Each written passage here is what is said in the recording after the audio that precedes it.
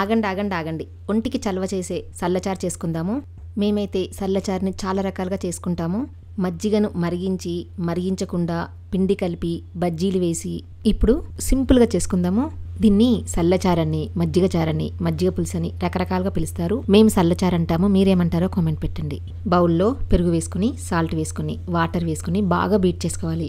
పసుపు, పొడవుగా కట్ చేసుకున్న ఉల్లిపాయలు నలిపి వేసుకుని కలుపుకుని పోపు వేసుకోవాలి. పోపు కోసం wholesome wood press sunflower oil వేసుకుంటున్నాను. ఆయిల్ వేడెక్కిన తర్వాత ఆవాలు, జీలకర్ర, మెంతులు, ఎండుమిర్చి వేసుకుని కలర్ మారిన తర్వాత అల్లం ముక్కలు, పచ్చిమిర్చి, కరివేపాకు వేసుకుని వేగిన తర్వాత ఉల్లిపాయలు వేసుకుని 2 సెకండ్ మాత్రమే వేయించుకోవాలి.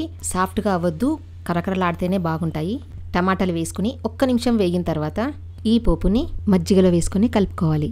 రైస్తో మాత్రం సూపర్ కాంబినేషన్. కొత్తిమీరతో గార్నిష్ చేసుకోవాలి, అంతే. మీకు కూడా కల్తీ లేని వుడ్ ప్రెస్ ఆయిల్ కావాలనుకుంటే wholesameindia.comలో ఆర్డర్ పెట్టొచ్చు, లేదా 9459458855 వాట్సాప్ నెంబర్కి మెసేజ్ చేయొచ్చు.